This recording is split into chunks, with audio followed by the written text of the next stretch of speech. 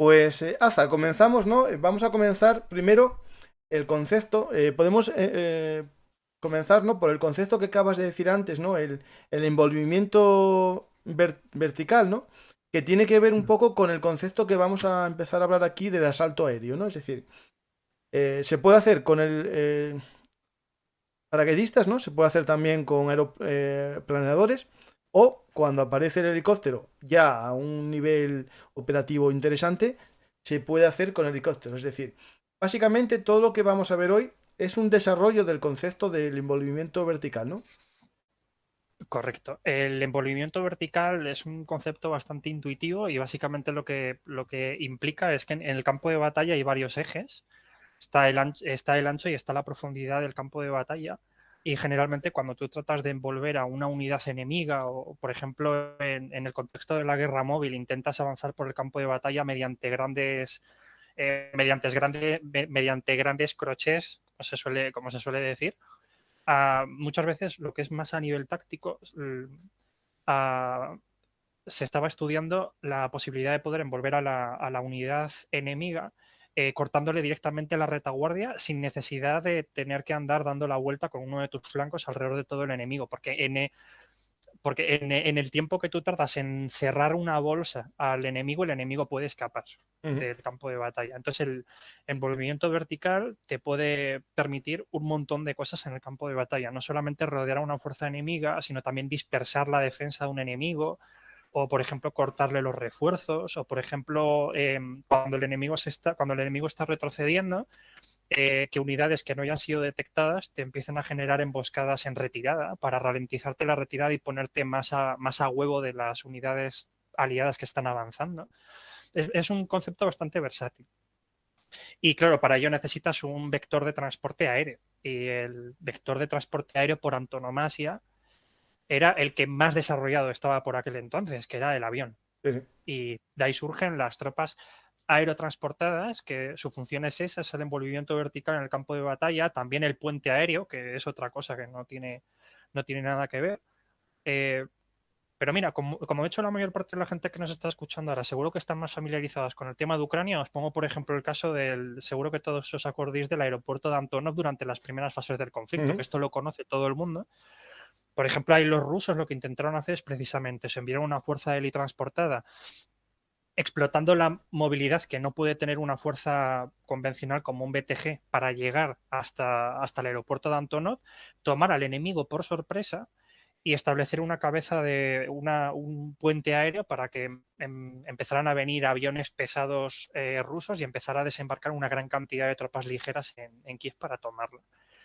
Eso también es otro objetivo, porque por un lado tienes el rol de asalto, que es el andar desplegando tropas en un determinado punto para que ataquen, para que consoliden una posición, pero es que luego también tienes el elemento del puente aéreo, que no tiene nada que ver y que consiste simplemente en derivar fuerzas de un punto A a un punto B. Claro, para eso necesitas una pista de aterrizaje, necesitas una infraestructura, etcétera. Que eso ya son algunos problemas que van asociados a la rama Sí, sí. aérea. Que también tiene sus ventajas, pero estas son algunas de sus desventajas. Y ese es, así en síntesis, un poco lo que expone el concepto del envolvimiento vertical con un ejemplo que os acabo de poner. Sí, sí. Hay que, Perdón. desde el punto de vista un poco así de más simple, ¿no? Podríamos decir que casi el heredero, los helicópteros, ¿no? El concepto de la infantería transportada, ¿no? En helicóptero, la caballería transportada en helicóptero, más que los paracaidistas, que tiene una complejidad mayor, es casi el tema de los planeadores, que es lo que desapareció, ¿no? Es decir, los planeadores que estuvieron muy, no, no digo de moda, muy empleados, ¿no? En la Segunda Guerra Hmm. Mundial, desaparecen al acabar la Segunda Guerra Mundial y desde mi punto de vista, el hueco que dejan ese arma, el planeador, lo coge el helicóptero un poco más tarde, ¿no? Porque al final, un infante, como veremos en Vietnam, no necesita un gran entrenamiento para ser transportado en un avión planeador o en un avión de hélice, ¿no? Es decir, al final es un infante que desciende de un medio de transporte, sea cual sea, y combate, ¿no? Cosa que el paracaidista sí que necesita una preparación muy, muy profunda, con varios saltos y un entrenamiento más largo, cosa que no sirve para poner este tipo de envolvimiento vertical a todo el ejército, ¿no? Depende, la verdad. Lo que acabas de exponer ahora tendría que desglosarlo en varias cosas porque es un tema un poquito complicado, pero sí, en términos generales No, hay no, algunas no cosas más general, estoy hablando, claro, después hay complicaciones, sí. pero en Vietnam al final fueron helitransportados todas las unidades, marines y todo. Básicamente sí, lo único, sí he revisado que hay que distinguir dos clases de tropas. Cualquier tropa que pueda ser embarcada en un helicóptero Ujú, se le puede considerar técnicamente una tropa helitransportada. Pero luego hay una tropa que es la tropa de asalto helitransportado, que es una tropa especializada en asaltos transportados y que tiene su complejidad también.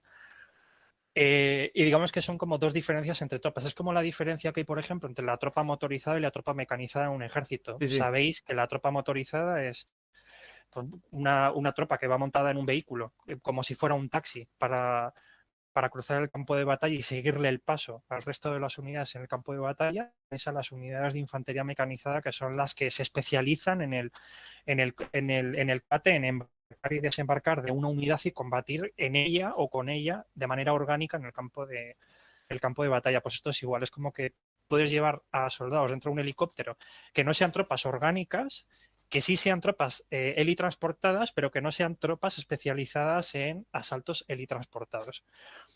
Sobre el entrenamiento de las tropas aerotransportadas, es cierto, se requiere un entrenamiento bastante intensivo para las tropas aerotransportadas. Sí es cierto de que también se requiere para las tropas helitransportadas.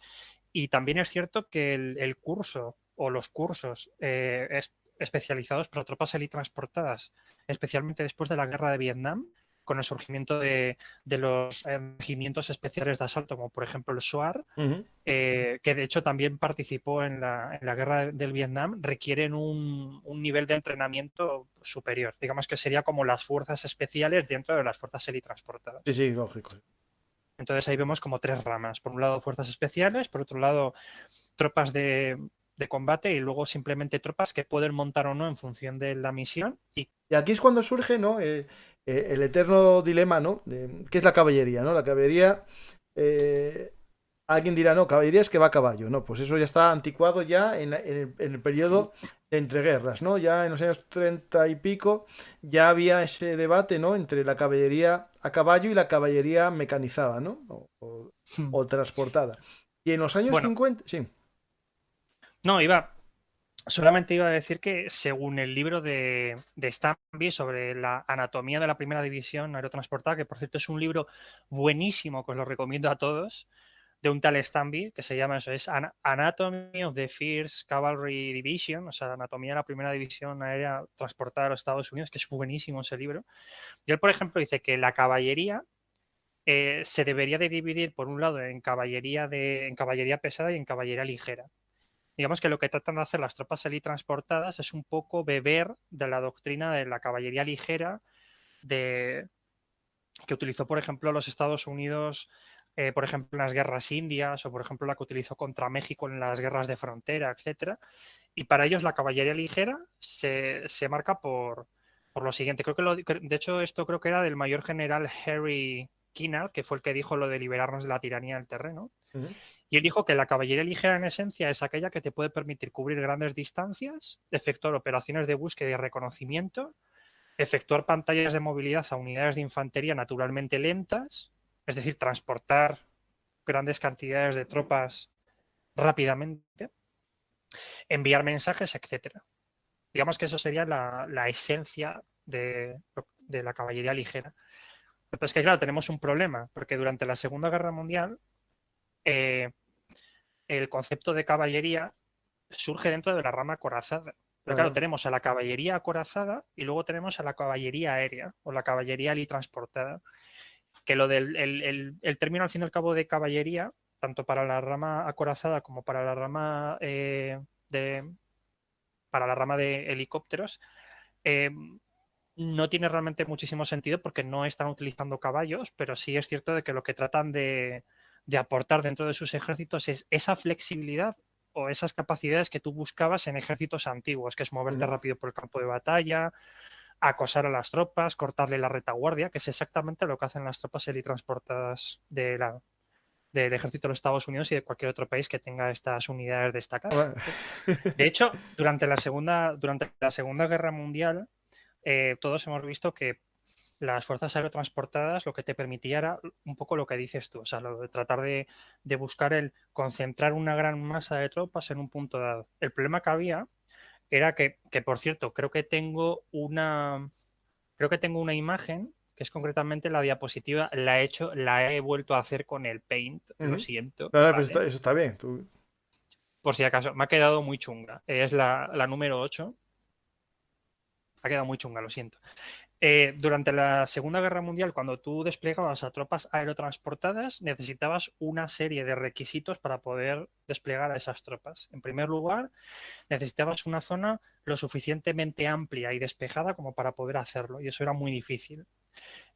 Como los lugares donde muchas veces podías desplegar a estas tropas eh, estaban muchas veces demasiado alejadas, demasiado alejadas, era bastante frecuente que las detectaran las tropas de reconocimiento enemigas y que pudieran organizarse para poder embolsarlas o para Ujú. poderlas atacar. Es, por ejemplo, lo que le pasó a los británicos y a los americanos durante la operación Market Garden, cuando iban a ir a por cuando iban a cruzar el Rin para tomar el puente de Arnhem, que les pasó ahí, por ejemplo, perdieron el efecto sorpresa, pero claro, tú tienes una serie de aviones que te están empezando a desplegar una gran cantidad de soldados, que esos soldados son vulnerables desde que saltan, bueno, de hecho el soldado ya es vulnerable dentro del avión per se, Sí, sí. porque aparte estos aviones no solían estar armados, pero es que el soldado es sumamente vulnerable desde que se tira del avión hasta que cae al suelo.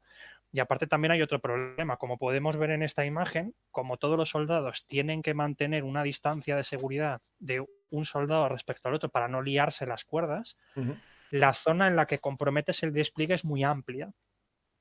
En cambio, con el helicóptero no pasa, porque ahí lo que puedes ver es que los soldados van a desembarcar inmediatamente al lado del helicóptero y el helicóptero puede aparcar prácticamente en cualquier sitio. No tiene tanta restricción de área para poder operar. Ujú. Y encima también otro problema que tienen las tropas aerotransportadas es que una vez que las tropas aerotransportadas han tomado tierra, ya no pueden volver a subir, ya no pueden volver a subir al avión. Pero sí puedes hacerlo con el helicóptero. Imagínate, por ejemplo, que tienes que abortar la misión, Sí, sí. pero ya estás en el suelo. De helicópteros de o si les gasolina suficiente, perdón, te recogen y te evacúan de la zona. Otra restricción también es necesitas además muchísima infraestructura, en plan pistas grandes para desplegar a los aviones, etcétera. Claro, Y eso, por claro, ejemplo, en un apocalipsis nuclear, ¿no? O en la invasión posible, ¿no? de Europa, los aeropuertos serían objetivo de un ataque nuclear preventivo, ¿no? Lo primero que yo atacaría sería eso. Y exacto. me quedarían estos helicópteros en pequeños pueblos, en pequeñas praderas de estas de Alemania, y podríamos hacer una guerrilla de caballería aérea, es decir, usarlo como tropas de usares, o que lo dice muy bien aquí el concepto, ¿no? Yo el concepto lo veo Exacto. como los usares, ¿no? Es decir, pueden golpear a la retaguardia, pueden explorar, pueden flanquear al enemigo, y sería ese el uso. Para hacer una caballería pesada, ¿no? Una caballería ya de choque, tenemos las unidades de tanques, ¿no? Esto podría ser muy bien, yo creo que el ejemplo, usarlo como los húsares, ¿no? Que atacan la retaguardia de forma, digamos, un poco sorpresiva, ¿no? Pues esa sería la idea, que empiezan a darse vueltas. Por ejemplo, si miramos la organización de la primera de caballería, aquí lo que vemos fundamentalmente es infantería ligera por todos lados, morteros, artillería, etcétera. O sea, fundamentalmente lo que vemos aquí es infantería. Eh, Infantería motorizada o escasamente. Bueno, en el caso de los estadounidenses, la infantería estaba bastante motorizada para poder avanzar bien rápido por el campo de batalla, eh, etcétera. Pero luego, por ejemplo, cuando llegó el año 1965, que tengo ahí en la foto número 34, tienes la organización de la primera división de caballería aeromóvil Ujú. de 1965, ahí lo que vemos es, que claro, cuando la gente piensa en la primera caballería, también piensa en toda la estructura, tiene que ser helicópteros de punta a punta. Pues no, vemos tres brazos principales que están compuestos fundamentalmente por infantería, que es lo que vemos ahí. Vemos infantería por todos lados. La primera brigada de infantería, la segunda brigada de infantería y la tercera brigada de infantería. Todas estas tropas de infantería se suelen colocar en un brazo aparte porque esas tropas pueden ser montadas pueden ser montadas para ser desplegadas en el campo de batalla, pero al final del día van a combatir como una infantería ordinaria y no necesitan ser desplegadas por helicópteros para seguir comportándose como una unidad de infantería. Hay unas que vienen con el símbolo de Airborne, es decir, que tienen entrenamiento aerotransportado o proceden de una unidad aerotransportada. Las que tienen una especie de V encima significa que son tropas de combate helitransportado. Vale, Digamos no, que sería esas como sí, la esas son, infantería digamos, mecanizada. la segunda y tercera brigada. Y la primera pone Airborne. La primera pone Airborne. Sí. Pues me acabas de pillar, pero me parece que las primeras Airborne me acabas de pillar. Es verdad, yo pensaba que todas tenían No, tenían es la que V. me llamó la atención, sí. A ver, espera. Claro, es que yo me he puesto ahí a subir fotos a cascoporro y no me había fijado, pero sí, es verdad. Son Vale, Airborne. vale. Pues me imagino. Espera. No, va a ser esto, mira. Vale, en inglés, to form the division, para formar la división, todos los miembros de la 11 División de Asalto, la experimental, incluidos los paracaidistas cualificados de la primera brigada y 2 brigadas de infantería de la segunda división de infantería, fueron convertidos a la primera división de caballería aeromóvil. Claro, ahí está. Básicamente, que Puede estos ser. son los que estaban en la experimental. Había una brigada de aerotransportada, a lo mejor de la 101, 82 o de otra unidad, y después tenían 2 brigadas de infantería que fueron entrenados para los helicópteros. Por eso hay la primera brigada que procede de una unidad aerotransportada y la segunda y tercera brigada que proceden de una unidad de infantería. Mira, pequeño Y detallito que todo no esto sabía, viene de porque la yo, 11. yo lo que asumía era que las tropas que van en helicóptero, que tienen como el simbolito de Airborne, que no sabía que la tenían en el 5 los de la primera división, es un datito muy pequeño que se Sí. me ha pasado por encima. Yo pensaba que ya estaban facultados para poder efectuar saltos con paracaídas desde helicópteros, porque de hecho se hace. O sea, tú puedes volar con un helicóptero alto porque el techo de vuelo de un helicóptero puede llegar hasta los 5 kilómetros, 6 kilómetros incluso de altura, o sea, 6.000 metros, que es muchísima altura, y puedes efectuar desembarcos aéreos con los helicópteros, en teoría, sin ningún tipo de problema. Y hay soldados que están especializados en lanzarse, por ejemplo, desde los Chinooks o, por ejemplo, desde los Black Hawk, que se pueden tirar con paracaídas. De hecho, hay vídeos en YouTube que evidentemente no los vamos a poner porque no los he bajado, y aparte porque nos pueden meter un sablazo con el copyright. Sí. Pero si os metéis en YouTube, no ahora, después del podcast, por favor, o verlo en paralelo si queréis, hay soldados que se tiran con paracaídas desde helicópteros. Son Yo estos, pensaba que era son estos. Claro. Son los de la primera brigada que tienen entrenamiento aerotransportado, justo son estos. Sí, me cuadra, porque de hecho, si revisas, por ejemplo, dentro de la estructura todo el cuadro, vemos un cuadro de artillería, que es el cuadro central, de los cuadraditos con los puntos, y luego tenemos al lado otro que es azul, que es la rama del grupo de aviación de la 11, que es la que utiliza pues ya los Chinooks. Vale, esos son los que derivan de la 10ª Brigada de Transporte Aéreo. Correcto. De hecho, claro, aquí hay otro detalle ahora que lo dices, porque claro, aquí por ejemplo vemos que tenemos batallones de artillería también airborne, y también tenemos artillería de asalto aéreo y transportado. Y claro, mucha gente dirá, ¿qué pasa? ¿Que las piezas de artillería M107 ahora tienen aspas y vuelan?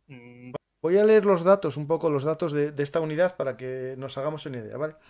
La primera división de caballería, formada, como dijimos, por la 11 División Experimental, más la 10ª Brigada de Transporte Aéreo, que es la que le aporta todos los helicópteros, ¿vale?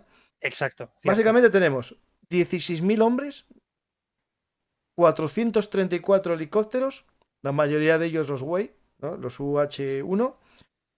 Todo ello en 8 batallones de infantería aeromóvil, 3 batallones de artillería ligera, un batallón de lanzacohetes de artillería aérea, un escuadrón de reconocimiento de caballería aérea y un batallón de ingenieros y otras unidades de apoyo asociadas. En el organigrama que me ponías, que pusimos antes, el de la 30 y, el de la página 34, Dice el texto, la leyenda en inglés, justo una cosa que tiene que ver con esto que acabo de leer yo, Escuadrón de Reconocimiento de Caballería Aérea. Y dice Ujú. aquí, only the Division Air Reconnaissance, no sé, yo soy muy mal para leer inglés, ¿vale? Lo entiendo bien, pero mi acento es muy malo. And Security Element, es decir, solamente la división, el elemento de reconocimiento y seguridad es una verdadera caballería, un verdadero escuadrón de caballería. Es justo este que acabo de leer ahora, este escuadrón de reconocimiento de caballería aérea. Voy a entrar porque hay una batalla anterior muy Justo, eso, interesante. eso quería decirte yo, porque antes nos saltamos algo cuando hablamos de esta primera división, es de lo previo que hubo, porque hablamos de Gavin en el 55, ¿no? Y en el 63 el informe este de los asaltos aéreos, ¿no? De las maniobras.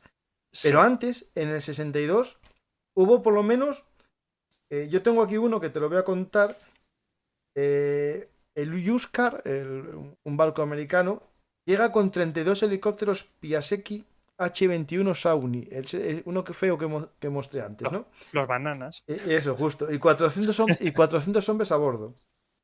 Exacto. Y aquí empieza una de las primeras operaciones, que es la Operación Chopper. Correcto.